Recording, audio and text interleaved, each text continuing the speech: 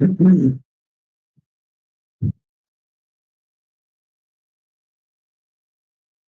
you can start.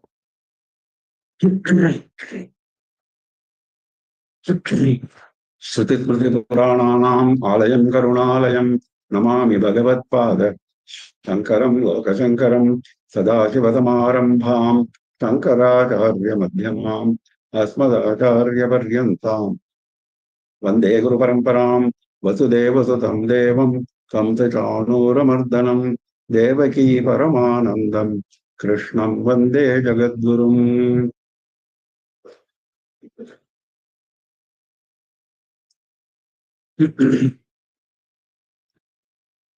With the abundant blessings of our Acharya Swamiji, we are proceeding with our study of Srimad Bhagavad Gita together with commentary of Sri Adi Shankara Bhagavad Pada.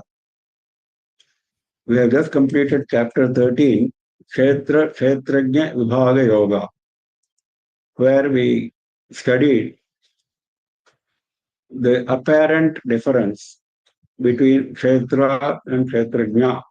Kshetrajna, who is Paramatma, who is the Kshetrajna, the knower of the field, in all the beings, one and the same. That is Kshetrajna Paramatma. And Kshetra is the body, including everything other than Paramatma, all Anatma. So in other words, this is only Prakriti and Purusha. Paramatma and Prakriti. Prakriti is a Shakti, a Maya Shakti of Paramatma. We have seen all this. Now in this chapter, chapter 14, Gunatraya Vibhaga Yoga, all this Maya, Prakriti Maya, is called Trigunatmika Maya. We have seen it many times. It consists of only three gunas, three qualities, three attributes. Sattva, Rajaha, Tamaha. Sattva guna, Rajo guna, and Tamo guna. Now, since we are all bound by these three gunas, the entire creation is made only of these three gunas. Our body is made of these three gunas. The prapancha, the world outside, is made of these three gunas. Every living being is made of these three gunas. In fact, even the non-moving objects are made of these three gunas, tamo guna in particular. So, we have to understand these three gunas in detail. That is the reason why Bhagavan has taken it up as a separate subject. Unless you understand something properly, how will you get over that? Because our aim is to get over these three gunas, including Sattva guna. We have to get over Tamo guna. We have to get over Rajo guna by using Sattva guna. Then finally we have to leave Sattva guna also, and then only we can call ourselves prepared for moksha. This is the theory. We have to get out of the clutches of Maya. Maya keeps us as a prisoner using these three gunas. So we have to understand these three gunas and how we can get out of them. We have seen all this in a different manner, in different contexts, many times. But here the emphasis is on the three gunas, the three qualities, three attributes, which always, 100% of the time, are with us.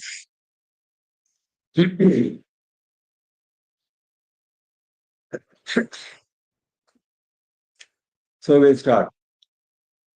अस्य चतुर्दशोऽध्यायः गुणत्रयविभागयोगः श्रीभगवानुवाच परं भूय प्रवक्ष्यामि ज्ञानानां ज्ञानमुत्तमं यज्ञात्वा मुनयः सर्वे परां सिद्धिमितो गताः.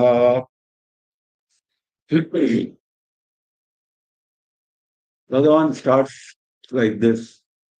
He says, Param Jnanam Uttamam Jnanam Jnananam Uttamam Jnanam Param Jnanam Bhuyaha Prabhakshami. Bhuyaha Prabhakshami means I am again saying. He himself says that he has said it already. Because it is so important for us to understand separately without getting cloistered with other aspects. We must understand gunas specifically, properly. That is why he says, Bhuyaha pravakshami. Again, I am telling you what he is telling. Param jnanam, the supreme jnana. There is no jnana higher than this. There is no knowledge higher than this. Jnananam uttamam jnanam. This the highest of all the jnanas. Does it mean there are several jnanas and this is the highest? That is the direct meaning of this phrase. Actually, what he means is there is only one jnana, and that is Paramatma jnana, Paratha jnana, Paramartha jnana, Paramatma jnana, all meaning the same. Then why is he saying jnananam uttamam jnanam? Because in the last chapter, he described certain qualities which we have to develop. Amanittum, Adam, Hittum, etc., etc. Etad jnanamiti proktam, he said. All this is together called jnana, he said. Actually, they were qualities which we have to develop in order to attain the Paramatma jnana. But since the path itself is jnana, once you are on that path, you are bound to reach the goal. He called them as jnana as a qualification to attain the goal, not in terms of absolute jnana. Now here we are talking about the absolute jnana, and that absolute jnana is definitely higher than all the other qualities which were classified as jnana in the previous chapter.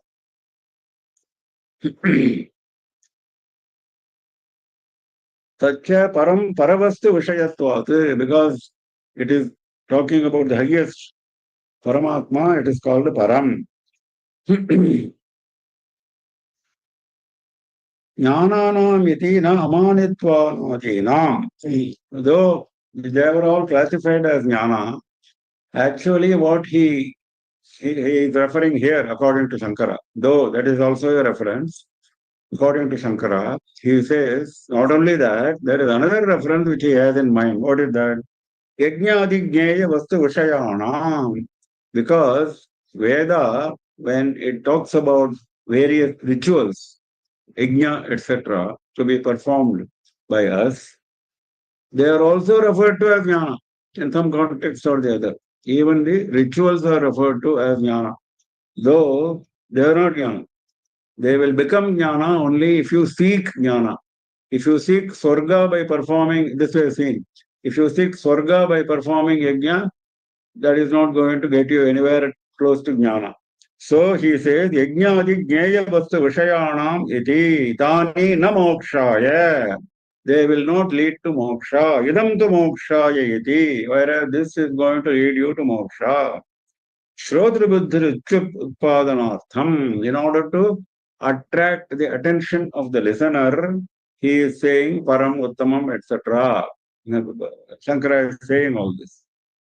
Once you have got this jnana, yajnatva munayas sarve param siddhimito gataha. Yajnatva, having obtained this jnana, this uttama jnanam, sarve munayaha, all munis.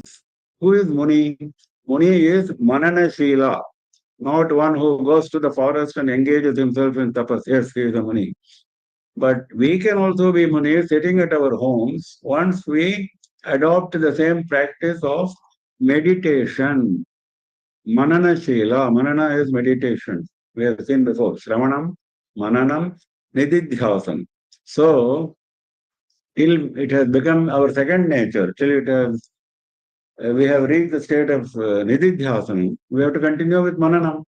Keep on meditating. So these munis are doing that.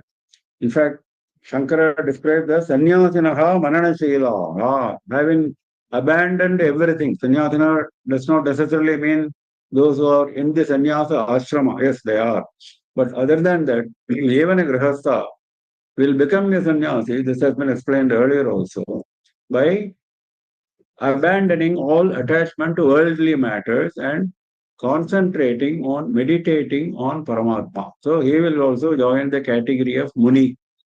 Sarve munayaha itaha from here, Param Siddhim Gataha. They will attain the supreme goal to be attained. Siddhi means attainment, goal. So they will attain the supreme goal. Mokshakhyam yataha asmat deha bandhanat urdhvam gataha praptaha. What is binding us is the deha. Deha bandhanat urdhvam. Beyond the deha you have to go. Beyond the deha you have to go does not mean dropping the body after death. No. Even while in body, there is a category of liberated souls who are called Jivan Mukta. We saw that. So that is what he is referring to. So you have to get out of the Deha Bandhana, the bondage of the Deha, and that is Siddhi, Param Siddhim, Mokshakhyam Param Siddhim. Deha Bandhanat Urdhvam Gataha Praptaha.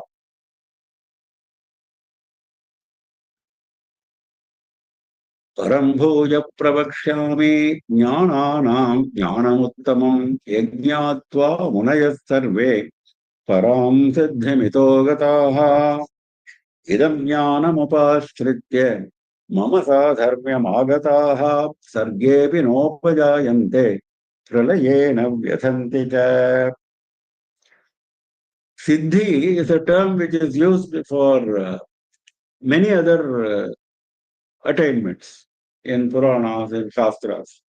There is Ashtamaha Siddhi, great Siddhis. You can bring any desired object in front of you. That is one Siddhi. You can make yourself so small that you are invisible and travel. You can make yourself so large and travel. All kinds of Siddhis. 8 Siddhis like this.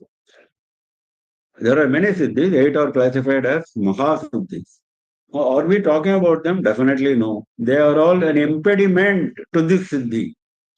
They are all, once you get into that mesh of these Siddhis, it will be difficult for you to get out. So, Shastra's advice, those Siddhis will come to you automatically when you are meditating.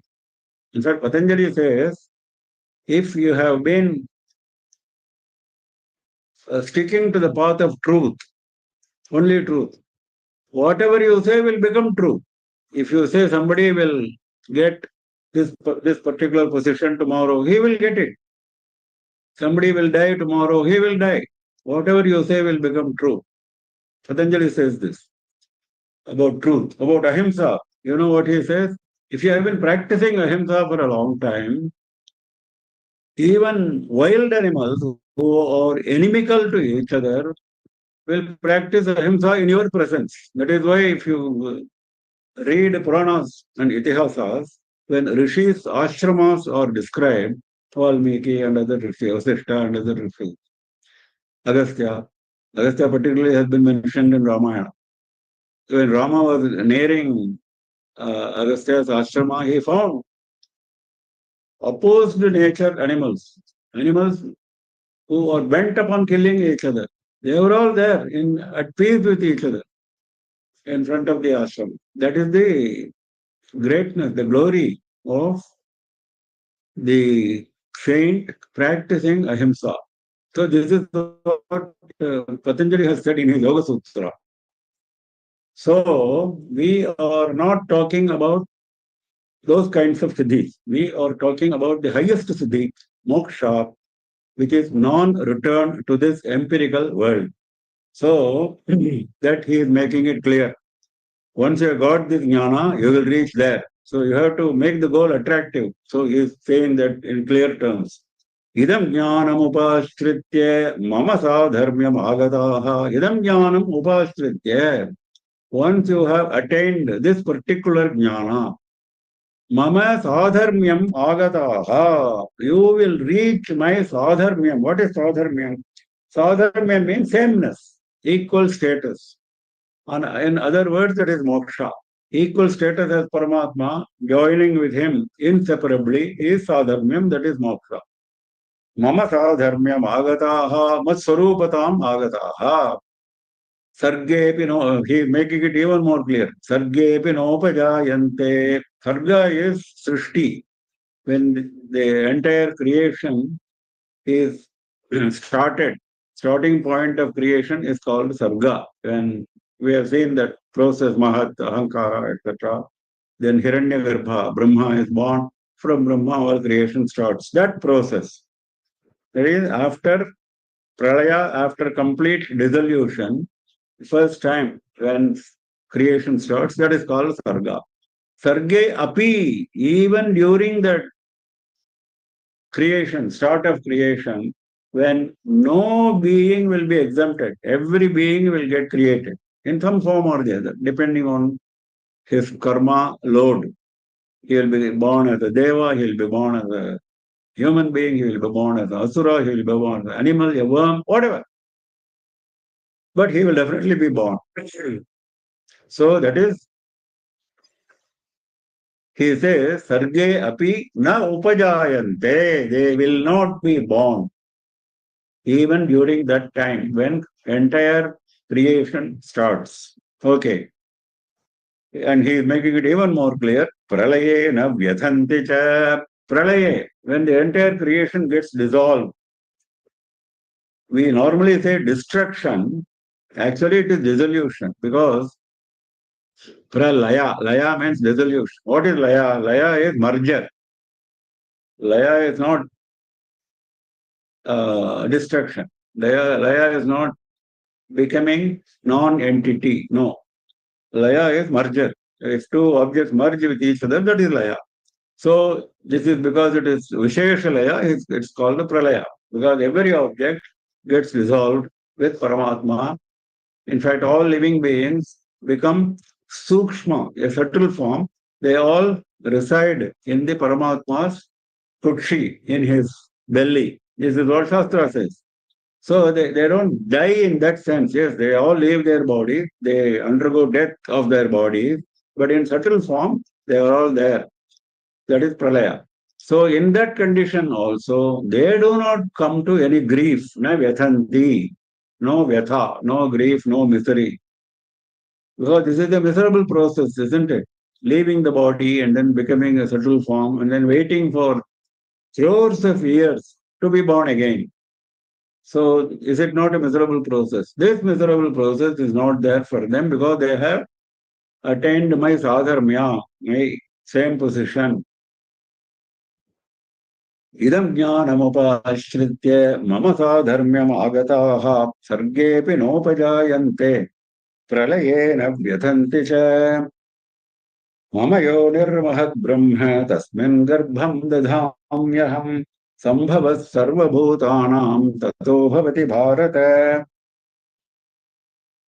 Hey Bharata, Bharatakula Shrestha. Now he is describing what happens during creation. He said two things in the last sloka. He talked about creation, he talked about dissolution.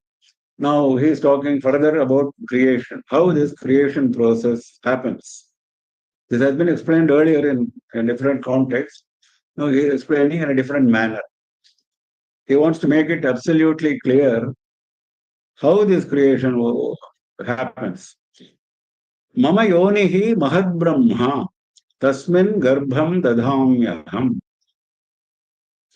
When he says mama yonihi, the yoni is the female part. That means both, when he says my female part, that means he is both male and female. Ardhanarishwara, they say, isn't it? Because there is only one Paramatma. How can there be distinction between male and female? That distinction happens only for the purpose of creation. This is all make-believe. It is all not real. So that is being made clear even by using the term Mamayoni. And he says, Aham Garbham Dadhami. I place the seed in my female part. So how can you do the if you are both, unless you are both, you are saying you are doing it. That is what it means. This is a figurative way of saying there is only one Paramatma who has this Shakti of Maya, Trigunatmika Maya, by mere presence. This Garbham Dadhamyam, etc., is a normal human process is mentioning. That is not the reality. What reality is, By his mere presence, by his mere thought, this creation starts. Veda says it, Shastra says it. This process of Garbha, Dhanam, etc. is for humans. He is using those terms for making it clear to a very ordinary person. But in reality, there is only one Paramatma. He is having the power of Maya, and by his very presence, a mere thought of the Paramatma. In fact, Shastra says that thought is also induced by Maya. Otherwise, he is having no thought. He is Sat Chit Ananda. He is immersed in Ananda, permanent Ananda. Suddenly, a thought comes to him. From where? From Maya. Because Maya is also calculator of time. Time and space are coming under the jurisdiction of Maya. So when the particular time comes, creation time, it goes and creates a thought in the mind of Paramatma. Paramatma, okay, oh, it is time for creation. That's all. Immediately creation starts. So this is described in this process for general understanding. Mama yonihi mahad brahma. My female part is something which is very large. That is why it is called Brahma. It is not Parabrahman which is being referred to here. Something which is very large. Brahmanatva cha, Dharana cha, because it is very large. And that is why it is called Mahat also. We have seen the starting point is Mahat for creation. Mahat, Ahankara, etc. So he says, that is my female part. There I place my seed. Sambhava sarva bhutanam tato bhavati bharata. Tataha, from that point, from there, sarva bhutanam sambhavaha, the creation of all beings happens, bhavati. So the creation process happens like this. Now I picked up a shloka from Niti Shataka to explain the glory of creation, what has been created, how glorious it is. Bhartrihari says, Itastvapiti Keshavaha Kulamitastatiyadvisham Itascha Sharanarthinaha Shikharipatrinasyarate Itascha Vadavanalaha Saha Samasta Samvartakaihi Aho Vidatamurjitam Bharataham Chasindorvapuhu. He is wondering at the glory of the ocean. Sindhor Vapuhu, the body of the ocean. Aho, ahaha, what a beauty, what a great glory this ocean is. Vitatam, it is so large. Urjitam, it is so energetic, it is full of energy, urja. Bharasaham, it is able to sustain a lot of weight. Bharasaham. Why? How? Yataswapiti Keshavaha. Because it is in this ocean that Bhagavan Vishnu sleeps. Swapiti. He lies down, he sleeps. Vishnu is the source of all creation, source of Brahma, source of all creation. So that heavy weight, Vishnu, is sleeping there. So how capable this ocean must be. It's a poetic way of expressing wonder. Kulamitas tadiyadvisham. Tadiyadvisham. Vishnu has got a group of enemies, asuras. So their family is also living in this ocean. Very often you find that a lot of asuras live in Patala, which is below the ocean. That is why he says this accommodates not only Vishnu, it accommodates the entire family group of his enemies, the asuras. Itacharanarchanaha shikhari patrina sherate. Shikhari is mountain. Patri is birds. Lot of birds from as high as mountains come and take refuge in this ocean. You will find that lot of birds travel from mountain to mountain, even today. Traveling birds are there. So those birds, how do they travel? They take refuge in the ocean and then they travel after taking rest. This is a place of rest. Itascha charanarthinaha chikharipatrina sherate. Sherate means they actually sleep, they take rest. Itascha vadavanaha saha samatta samvartakaihi. Not only that, there is a third wonder in this ocean. There is a fire at the bottom of the ocean that is called Vadavanavaha, Vadava fire, Vadava or Badava. That fire is there. In fact, even now, even science agrees that if you dig deep into the ocean, there is fire. So he says, Samasta Samvartakaihi Saha. This fire is in many categories. That is why he is calling it Samvartaka, which they are all used at the time of dissolution. At the time of final dissolution, there is a lot of rain, there is a lot of fire, there is 12 suns, Dwadasha Adityaha, they come together at the same time. A lot of things happen at that time. So the fire also comes at that time. At that time, this term Samvartaka is used. Many types of fire come and shower fire, flames on earth during dissolution. So all that is in a hidden form. All that in a potential form is hidden at the bottom of the ocean. Itashcha vadavanalah sahasamarta samvartakaihi aho vitatamurgyadam bharataham chadandorvapuhu. Like this, he is wondering at the glory of the creation, which Bhagavan mentioned here. This glorious creation is what he is referring to. Sambhava sarvabhutanam tato bhavati bharata.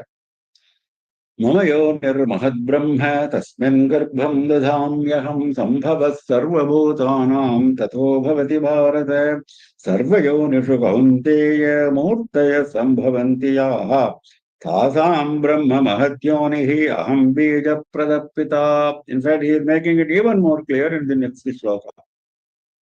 Now, when living beings multiply, they have their male and female. But all this comes only from one male-female concept at the beginning, which he explained in the previous sloka, which he is repeating here.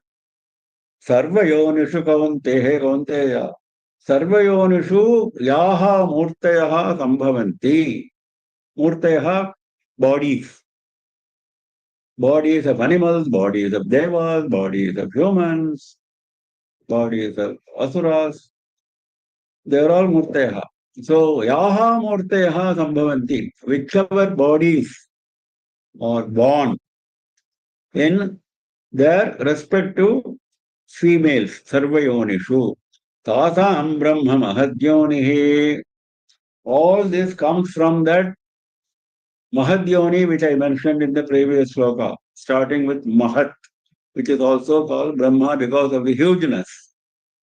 So that was the starting point from which all this happens. Aham bija pradapita. I am the father who was responsible for the seed of that creation, the initial creation.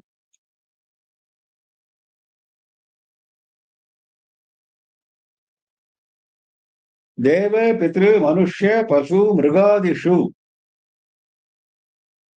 Sarvayonishu, all, including all, he is describing all of them.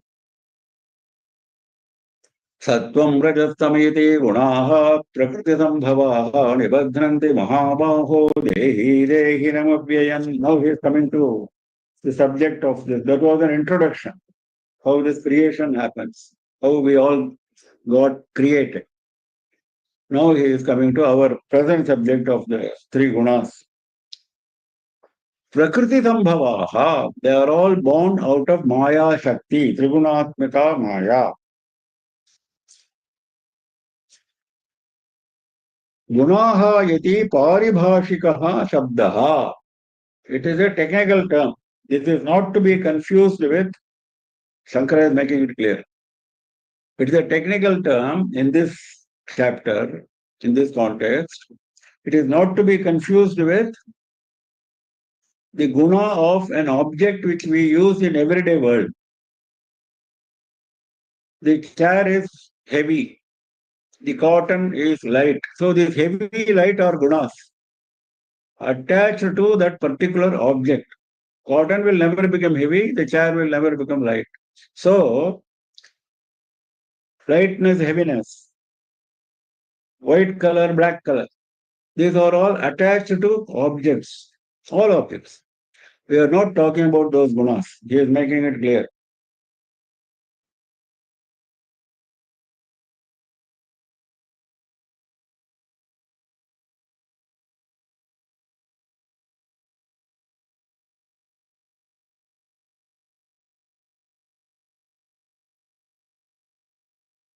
तस्मात् गुणाः इव न रूपाधिपत् दिव्याश्रिताः गुणाः, not like a form, depending on the object. A fly looks like a fly only. All flies. They will never become a mosquito. They will never become a human being. So every created being has got a specific form. That is also a guna. We are not talking about those gunas. He is making it absolutely clear.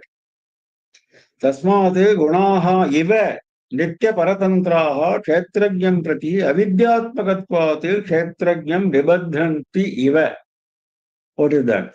He says, Sattvam, Rajaha, Tamaha, Yati Gunaha. These three are the qualities which we are talking about here, which are born out of Prakriti, out of Maya Shakti, which is inseparable power of Paramatma.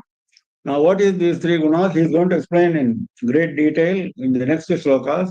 Sattva guna is peace, mental tranquility, lack of agitation. That is Sattva guna. Rajoguna is the opposite of that. Constant agitation, constant urge to do something. Normally, human beings are motivated by Rajoguna. We cannot be at rest. At least our mind will be very active, agitated. Agitation, urge to do something is Rajoguna. And Rajoguna is characterized by Kama, Krodha, Lobha, Moha, etc. Because of desire, because of greed, because of anger, we feel agitated. Agitation starts from this. That all he is going to explain later.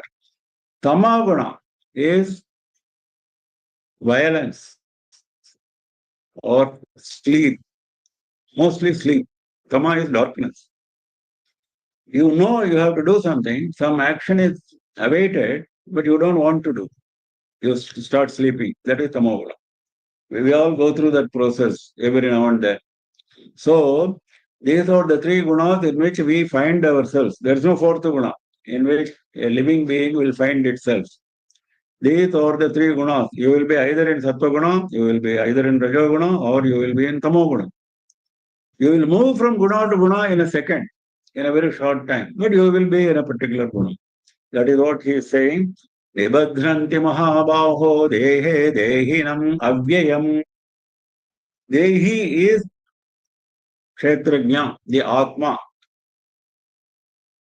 These gunas, these three Sattva, Rajo, Tamo gunas, Dehinam Nibadhranti. They bind the Atma, Dehe, in the body. They don't actually bind. That is why Shankara in his explanation beautifully says, Avidyatmakatvat Kshetrajnam Nibadhranti Iva. He is adding one Iva there, as if they look like binding, because Atma cannot be bound. Atma is ever free. But it looks as if it is bound to the body because of these three gunas. What is the binding rope of the body with these three gunas? Why are we always thinking that I am the body, I am so and so? Why? Because of these three gunas.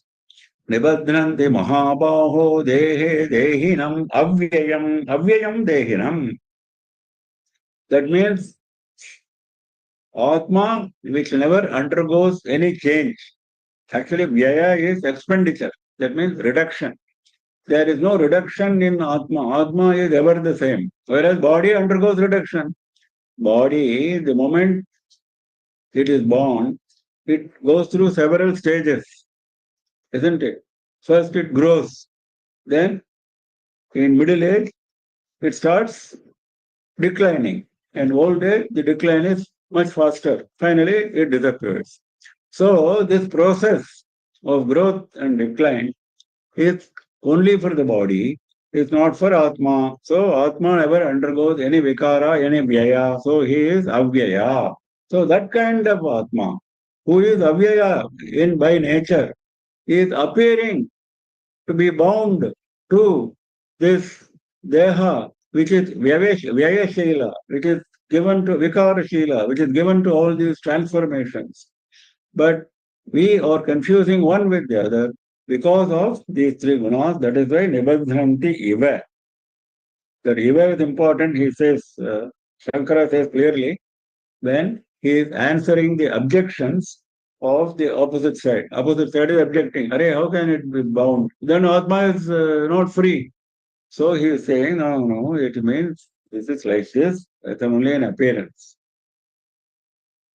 Madhusudana Saraswati also says this, Prakriti Sambhavaha, he says, Trayanam Gunanam Samyavastha Prakritihi Maya Bhagavataha. When it is potential Shakti with Bhagavan, then it is in an equivalent state, a stage of equivalence, stage of balance, Samyavastha. When the three gunas are in balance, no creation takes place. It is in potential form. When they lose their balance because of the Shakti of Maya. Maya makes them lose their balance because Maya wants to create. Tasyaha sakashat angangi bhavena vaishamyena parinataha prakriti sambhavaha etyukyante. Vaishamyena, they lose their samyavastha, they lose their balance, they become unbalanced, and the moment it becomes unbalanced, the creation starts. That is how the creation has been explained, how this bondage is explained. सर्वयोनिषु कौन्तेय मूर्तयः सम्भवन्ति याः तासाम् ब्रह्ममहद्योनिः अहम् बीजप्रदः पिता सत्त्वम् रजस्तमेति गुणाः प्रकृतिसम्भवाः निबध्नन्ति महाबाहो देहे देहिनमव्ययम् तत्र सत्त्वम् निर्मलत्वात् प्रकाशकमनामयम् सुखसङ्गेन बध्नाति ज्ञानसङ्गेन च अनघ अनघ. He is calling Arjuna as sinless, free from sin. Agha is sin. So he is having so much of love for Arjuna. He is calling him sinless. Will Bhagavan call anybody sinless, free from sin? He is calling Arjuna. He says, oh Anagha. Now he is explaining what is Sattvam. Sattva Guna is being explained in this sloka. Tatra means in this creation, where all the three gunas are present. I will take up Sattvam for explanation. Tatra Sattvam Nirmalatvat Prakashakam Anamayam. What is Sattvam? He is explaining. Nirmalatvat Prakashakam. Because it is very pure. No impurity. Because of no impurity, it shines. Isn't it? A mirror, if it is impure, it doesn't shine. It doesn't reflect your image. Whereas the moment you remove the impurity, it stops shining. Similarly, Sattva Guna, when it is present, it is completely devoid of impurity. What impurity we are talking about? We are talking about mental impurities, vasanas, impurity, kama, krodha, etc., etc. They are all impurities. If all of them depart, then what is mind going to do? Mind is going to think only of Paramatma. Mind will look at everything as the form of Paramatma. We have seen all that before. How the jnani looks at the world. That is Sattva. There is only Paramatma, there is nothing else, because all the other things are Anatma, impurity. I am not going to have any link with this impurity, no bondage with that impurity. That is Nirmalatvat. So he shines. Jnani shines because of the Sattva. Prakashakam, Anamayam, free from all disease. What is disease? Disease is this kind of kama, krodha, etc. Sphatikamaణiriva prakashakam anamayam nirupadravam. Nirupadravam means it doesn't create any trouble. What is disease doing to us? It doesn't allow us to function, isn't it? Whereas that's why he is calling it as Nirupadra. So this Sattva Guna has no such disease. That means Raja and Tamaguna, they have disease. What disease? Impurity. Mental disease. They're not talking about physical disease. So Anamayam, disease free, very pure. Spatikamani river, he says, like Spatikamani. It is, what is Spatikamani doing? Crystal. It reflects any object as it is. No distortion. That is Patikamani. Similarly, the mind of the Jnani, when it is in Sattva Guna, it reflects Bhagavan in full measure, no other impurity. Satra Sattvam Nirmalatvat Prakashakam Anamayam. Even then, when it is so glorious, so great, that is not enough for us. Why? Sukhadangena Badhnati Jnanasangena Chanagha. It also binds. It is also a bondage. It binds Badhnati. Why? Sukhasangena Jnanasangena. He gives two reasons why it is binding, two modes of bondage.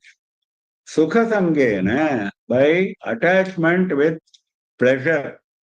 Because when he is in Sattva Guna, the man thinks of Sattva Guna or Bhagavan or whatever as an object of pleasure, like mundane objects.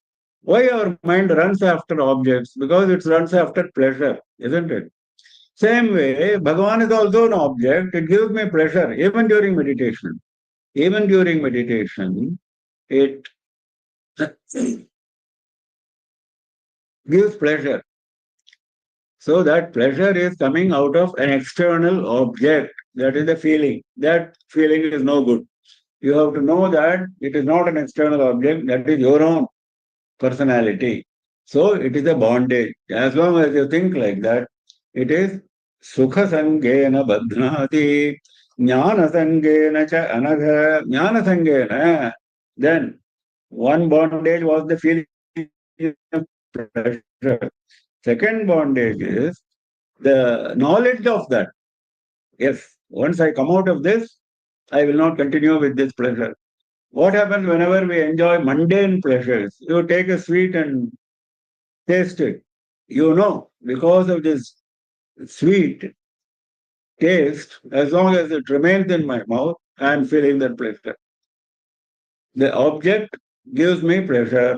So I know this object is going to give me pleasure. So vritti jnana, vritti sukha. That is how it is explained. That means my mental mode gives me pleasure. So which mental mode will give me pleasure? That is jnana sangha. Attachment to that knowledge of the object which will give me pleasure. In this case, of course it is Paramatma, but Paramatma still is an object. Supposing you think of only Krishna Leelas and you become very happy. Because to think Paramatma as a Nirguna Brahma is very difficult. We are not talking about that. You are talking about thinking about Rama, you are talking about thinking about Shiva, you are thinking about Devi, you are thinking about Krishna, they are Leelas. So it is, you are going to know, next I am going to think of that Leela. That Leela will give me pleasure. So that is jnana. And once you experience that pleasure, it is sukha. So these are still not enough for you. It is still a bondage. So I think I picked up Niti Shataka Shloka for that. Ah, yes.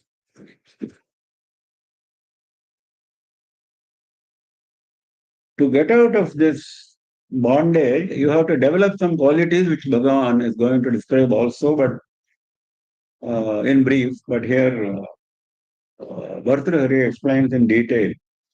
He is calling it as Sheelam, good conduct. Aishwaryasya vibhushanam sujanata shauryasya vaksamyamo jnanasyopasamasya vinayo vittasya patre vyayaha akrodhastapakam kshama prabhavidurdharmasya nirvyajata sarveshamapi sarvakaranamidam Sheelam param bhushanam. Sheelam param bhushanam. We are all looking for ornament to beautify us. But which is the best ornament? The best ornament is our own good conduct. Sarveshamapi sarvakaranam. This good conduct is the cause of everything that you want, including moksha, including paramajnana, everything. Only good conduct will take you there. What is that good conduct? Aishwaryasya vibhushanam sujanata. You are blessed with riches by Bhagavan.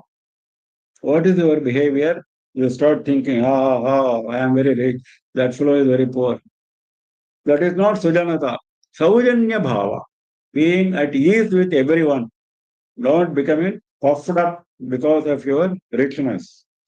That is the ornament. Aishwarya, that is the ornament of Aishwarya. Shauryasya vaksamyamaha. If you are a man of valor, mainly for Kshatriyas, you are very powerful. You have a powerful army. By yourself, you are a great warrior. Then you start talking, always bragging about your power. That is not correct. Vaksamyamaha. Being humble in speech. Being humble in speech, vaksamyamaha. Jnanasya upashamaha. If you are a great scholar, what is your attitude? Arrogance. You want to defeat everybody in argument. That is not correct. Upashamaha is humility. That was humility in speech. This is humility in conduct. Jnanasya upashamaha, samasya vinayaha. Vinayaha is humility, humble conduct. Upashamaha is mental humility. So first you have to develop mental humility. Without mental humility, even if you pose as if you are humble, everybody will know you are not humble, you are only arrogant. You are only showing yourself as humble. So that is upashama. Now, actually show your conduct as humble. Samasya vinayaha vittasya padre vyayaha. You have a lot of money. What do you do with that? Spend it in good causes, for good causes. Padre vyayaha. Don't keep it to yourself. What is the use of money which is lying with you? In another shloka, Bhartrihari says, money which is lying with you has got only three avenues. One is you spend on good cause. Second is you leave it at the time of death for being misused by somebody else. Third is even when you are alive, somebody steals away your wealth. There is a robber who comes and steals your wealth. These are only three ways in which money gets spent. So, do you want to spend in a proper manner? He is asking that question. That is patre vyayaha akrodhas tapasam. If you call yourself a tapasvi, a man of great discipline, I am a very disciplined man. My focus is always on Paramatma. Then you cannot develop anger. Akrodha, freedom from anger. Shama prabhavituhu. Prabhavituhu again like Shaurya, being very effective. Prabhavituhu, very powerful. So if you are having power, don't exercise that power. Shama. Be always forgiving. If somebody transgresses, somebody dishonors you, for example, then don't get angry. Shama. Be forgiving. Dharmasya nirvyajata. Dharmasya nirvyajata. When you are doing any dharma, you donate for a good cause. That is the dharma. You perform a certain religious ritual. That is dharma. You perform a yajna, you perform a puja, you perform a shraddha, you donate for a good cause. So all this is dharma only, isn't it? But nirvyajata means do it without any cheating. Vyaja is cheating. Many people will say, will promise, oh, I will donate 1 crore of rupees after 6 months for that particular cause. When the cause arises, he will give 10 rupees. This is cheating. He never had an intention of giving 1 crore. He only knew he is capable of only giving the small amount of money, but he wanted to impress the whole world by making false promise. That is kapata. Nirvyajata. All this is giving examples of how you should behave if you want to call yourself as a man of good conduct. Sarveshamapi sarvakaranamidam shilam param bhushanam. तत्र तत्त्वं निर्मलत्वात् प्रकाशकमनामयं सुखसङ्गेन बध्नाति ज्ञानसङ्गेन चाणघ. Now these qualities which were described by Bhartrhari or will take us towards Sattva. That is why he is making it like that. Next is Rajogunam.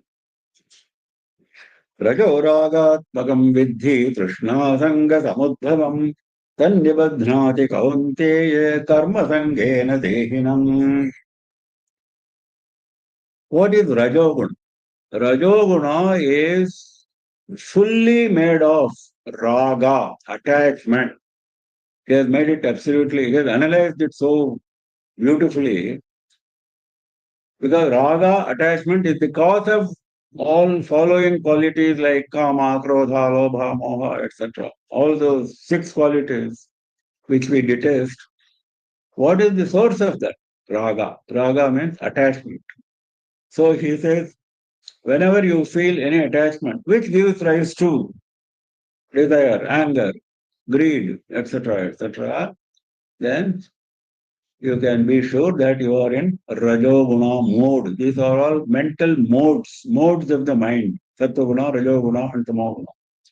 So when you are in the mode of attachment, Ranjanat Ragaha, Gairikadivat Ragatmakam Vidhi. Like, he is giving an example, Shankara.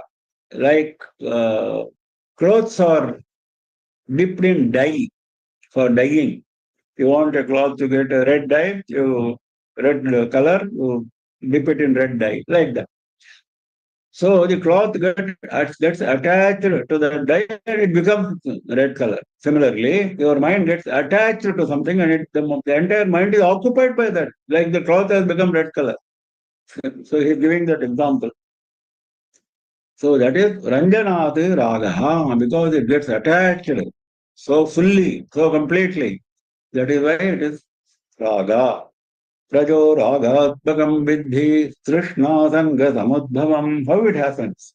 Trishna, Sangha. These are the 2 reasons how you get attached. Trishna is desire for getting something.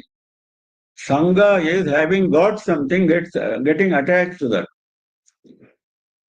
तृष्णा अप्राप्त अभिलाषः आसंगः प्राप्ते विषये मनसः प्रीतिलक्षणः संश्लेषणः. Getting attached after you have got that object. Before getting that object, you want somehow to get that object. That is Trishna. So all these lead to attachment. Tannibadhnati kaunteye karma sangena dehinam. Tat, this Rajoguna, Dehinam nibadhnati, it binds the Atma. Atma has no bondage, but it binds. It looks as if, we have seen before, it looks as if this Rajoguna is capable of binding the ever-free Atma. How? Karma sangena, by attaching you to activity. Whenever you engage in an activity, that activity is driven by Rajoguna. Okay, you are sitting for meditation. Meditation is also an activity. You go to a temple. Going to a temple is also an activity. That is all coming under Sattva-guna, isn't it? Going to temple comes under Sattva-guna. Thinking of Bhagavan is coming under Sattva-guna. Listening to a lecture is coming under, religious lecture is coming under Sattva-guna. Reading a book of religious nature is coming under Sattva-guna. Is it not an activity? Yes, it is activity. But this activity leads you to a bondage which is undesirable. That is the difference between this activity and that activity. Karma sangena, drishta artheshu karmasu sanjanam. There are specific goals in view, drishta, adrishta, seen and unseen. Some goals are known, some goals are unknown.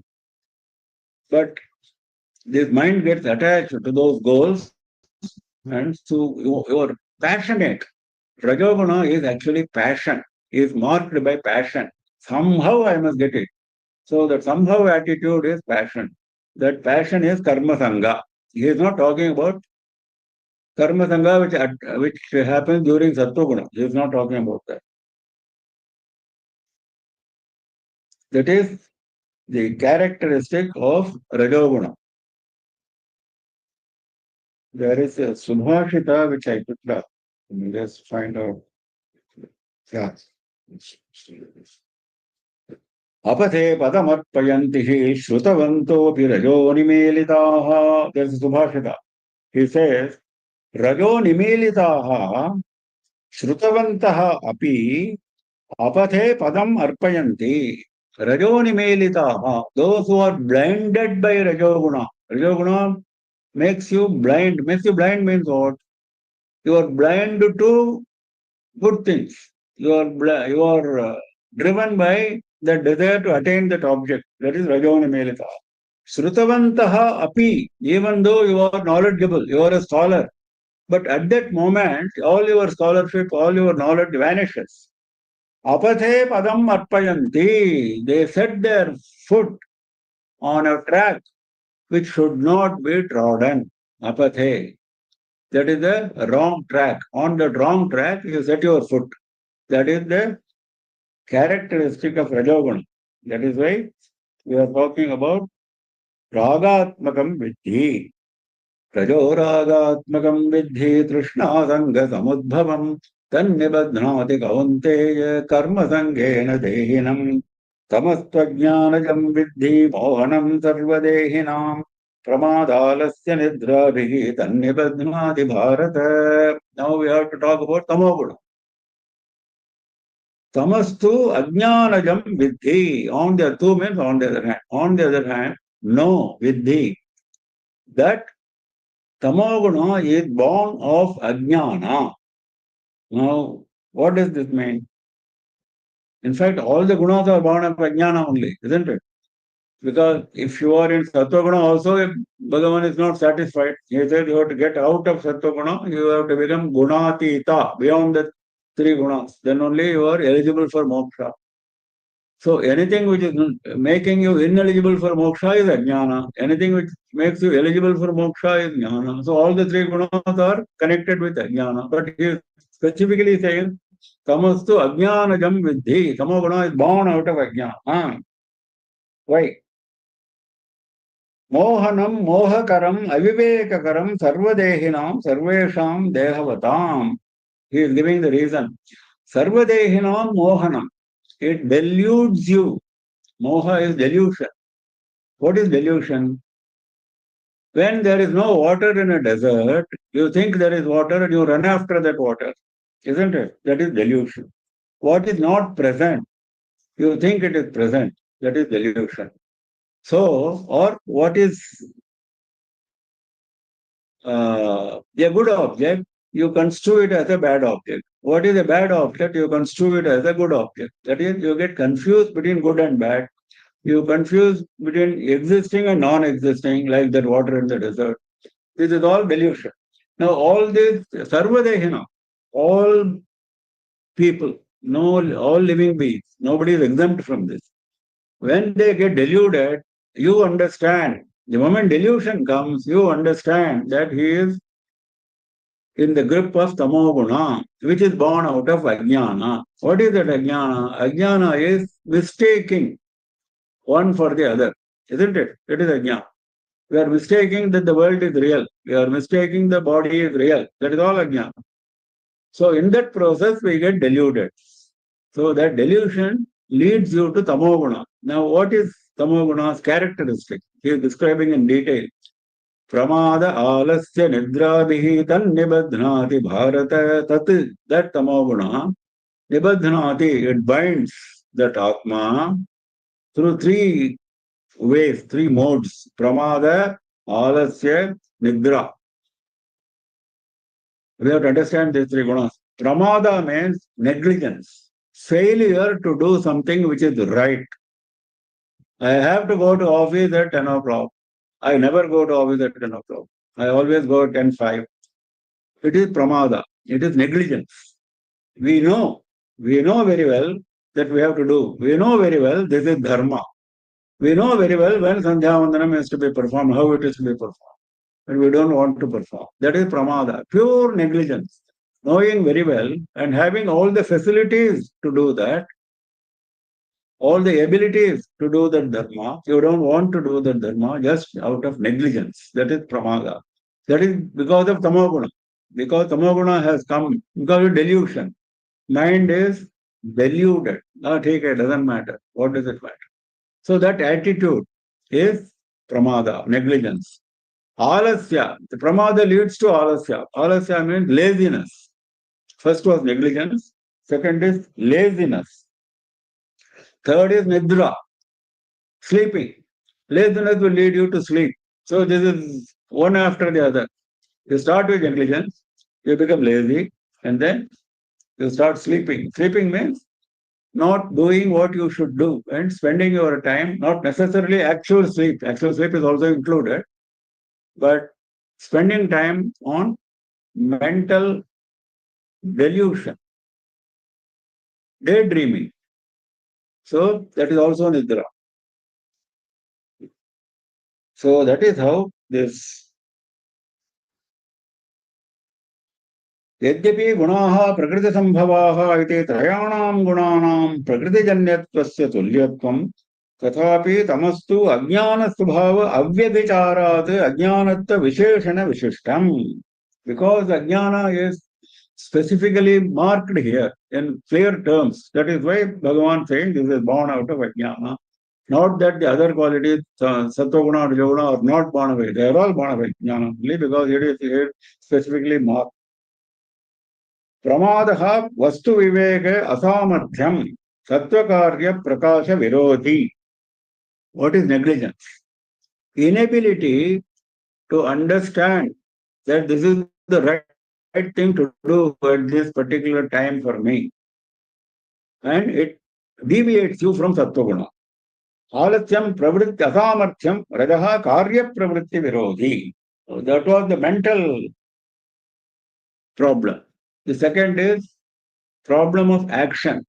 That is alasyam. I know I have to do, but I cannot bring myself to do. That is laziness. Pravritti asamarthyam. Ubhaya virodhine tamoguna alambana vrittihi nidra iti vivekaha. That is, I cannot even think of the right thing. Of course, I cannot bring myself to do the right thing. No thought, no action. That is nidra. So, I pick it up then.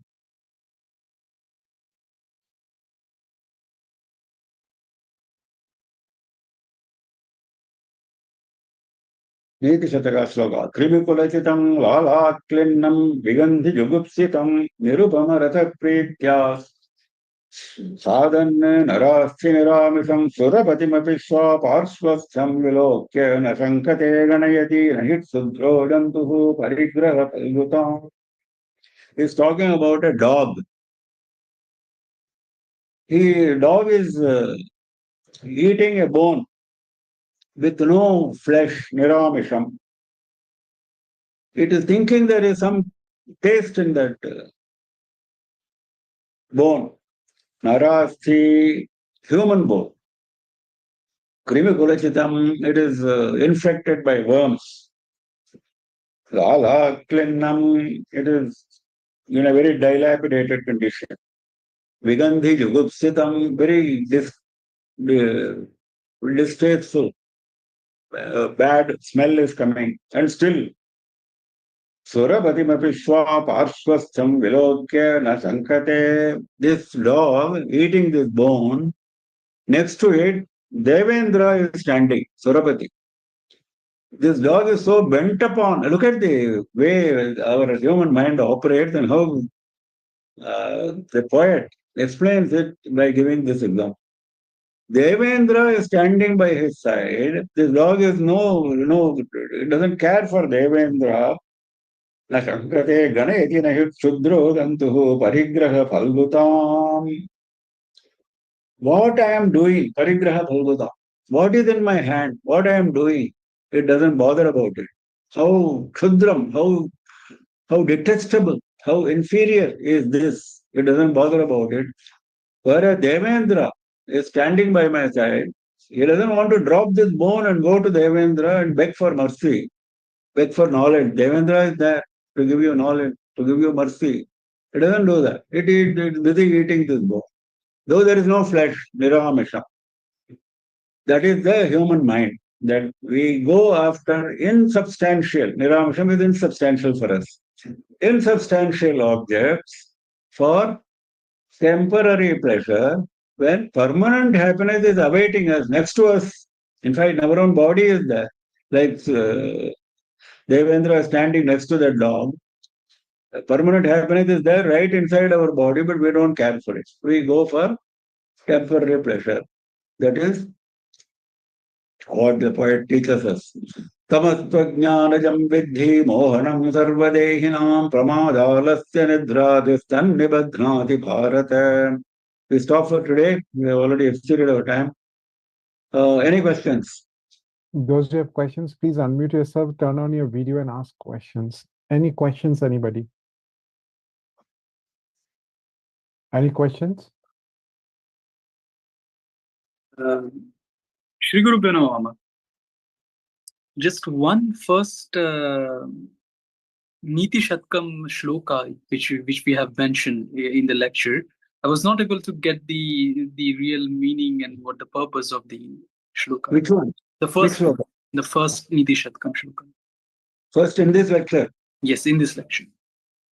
No, I have to go back to it. We'll keep it for some other day. Now it is already late. No you problem. go back to my lecture. You go back to my lecture. You will understand it. Still, if you don't understand, I will come back to you during the next lecture. No problem. That's already late. So we close for the day, and we meet again next Saturday at 7:30 p.m. Next Saturday, 7:30 p.m. IST. We meet again. Namah Parvati Pataye Har Har Mahadeva Sarvatra Govinda Nama Sankirtanam Govinda Govinda Sri Rajarajeshwarye Jaya Jaya.